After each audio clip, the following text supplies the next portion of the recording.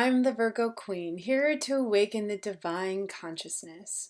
I do Motherpeace tarot and astrological readings, and this weather forecast for the collective consciousness is for us to get in tune with how to work with the weekly weather of the cosmos. And so this report is for October 10th to October 16th. And so when I first look at a reading, I look at the heart of the matter. And the first card is Reverse Moon. And when I talk about the heart of the matter, this is literally the center of what is going on in our internal world. And to have Reverse Moon is to show that we are being moved by a bigger force. And this reminds me of what's going on with Pluto right now. And Pluto is very much the planet of, well, our soul, and it shows our overview of why we are here and shows very much about our soul purpose. So this moon energy is showing that we are being guided by something bigger than our reality, our conscious mind, and that the conscious mind wants to try and control all of these aspects that, well, are uncontrollable. And so we're trying to stay on top of a transformation of our old self. So it's basically trying to emerge from the cocoon without actually taking the time to be in the cocoon. So we're going on kind of a night's journey of the soul and being asked to really look at the deeper aspects of ourselves and our consciousness that need, well, to be completed in order for us to move on. And so in the atmosphere, we have Four of Swords. And this shows that there's a lot of what's going on is the mental mind. Our thoughts are bigger than our capabilities of understanding. So that shows that we need to take time to separate ourselves from other people's opinions, other input. And so this is asking us to take time to reflect, to meditate, go out in nature, and listen to something bigger than yourself. And also go in within yourself, because this is where all the world is truly created. Our perspectives, our beliefs are all inside each and every one of us. And we share a lot of commonalities because we share the same air and the same way of this earth. And so that's why we have this collective consciousness that we can all integrate and learn more about ourselves. Because it moves into the cross current, which is Daughter of Wands. So this time out, this movement is literally making us feel as if we have all the magic and all the possibilities around us. This very much has to do with all this Aries energy that's coming up with this full moon in Aries on the weekend and Uranus in Aries. And it's about finding our unique talents and going with it and showing the world what we're capable of. Jupiter is in Libra for the next year, so it's very much about our relationships and partnerships and how to balance that own polarity within ourselves.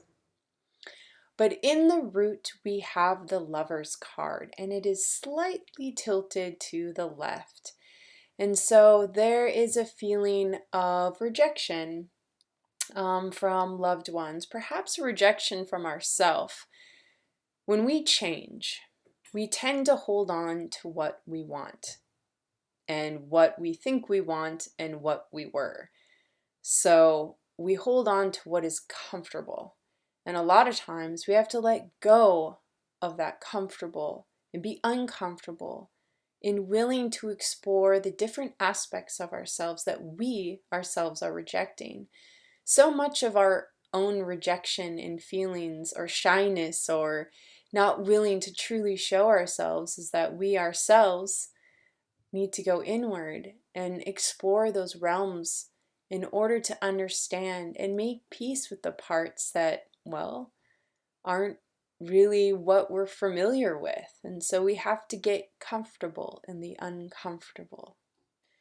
And of course, Daughter of Swords is in our sky. And so in our mental thoughts, we're a bit impatient. We want things to happen now, our way, our dreams, our visions. Yet we need to understand that when we ask for something, that it's going to come in the way that serves us, not the way we think we need to be served. And that in itself is a quest.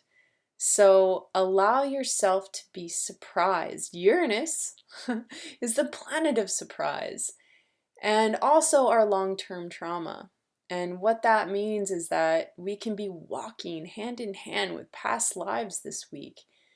And just keep trusting and asking what is real for you now, and let go of the dreams and thoughts and things that you feel are not relevant to your everyday life anymore and actually where you want to go.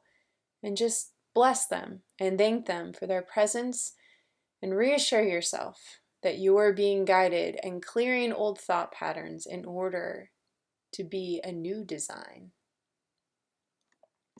Because in the recent past, we had reverse Priestess of Cups. Ooh, this was a lot of emotional energy, just meaning feeling that we were just like at the bottom of the ocean, this lonely, abandoned, suffering from old sufferings, and just being really in this water world of emotions, asking for help but not knowing how to ask. And so let that be in the past. Because in the self-concept, we have reverse 10 of discs. So we are trying to understand ourselves in community. And we tried to push something, or we're trying to make something happen. And maybe it's coming from not from yourself, but from the community, from your tribe, from family, pressure to try and be something that you're not. And it's kind of feeling like a breech birth, that something happened too soon, that you became too real too fast. And now you're trying to deal with how uncomfortable you feel, or how you don't feel supported, or you might feel like your timing is off. And so this idea of not coming from your own truth is being shown in how you are in community right now. So all you need to do is get in touch. Remember, your inner world, is completely going through a transformation that's going to change you forever. Stop trying to understand where that change is taking you and just go for the ride. And again, be thankful for the people that are in your life that are supporting you on your life journey.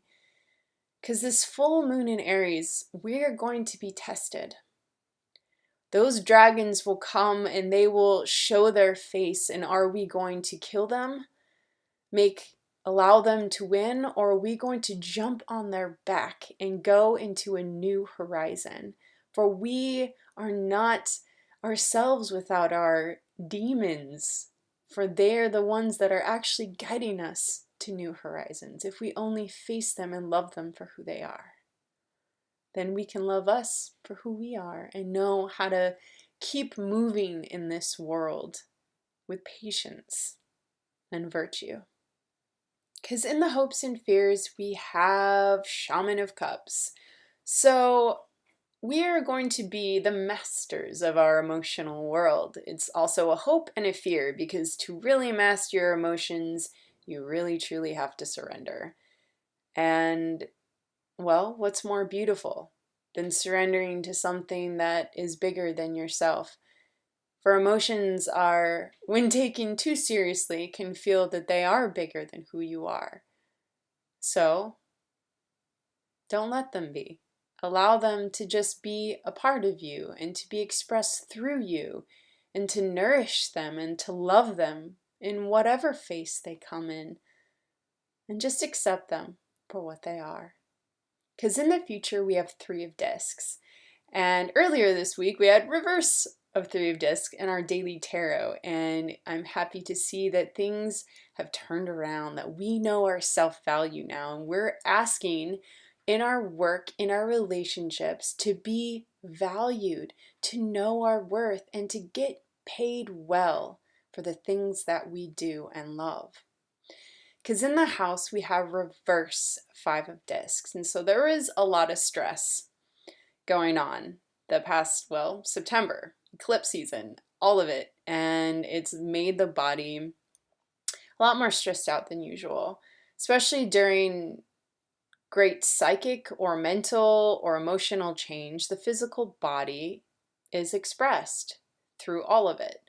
And so what's happening is, because it's reversed, we're finding new creative ways to relieve stress in our body, whether it be beautiful, loving energy massages, or going to the spa, or having a beautiful lovemaking session. It's about finding creative ways to release stress in the body. Because in the outcome, we have reverse emperor. And so all of this is going to change our true self. Our ego is let go. The part that has been keeping us from living our truth. Now, we still need an ego.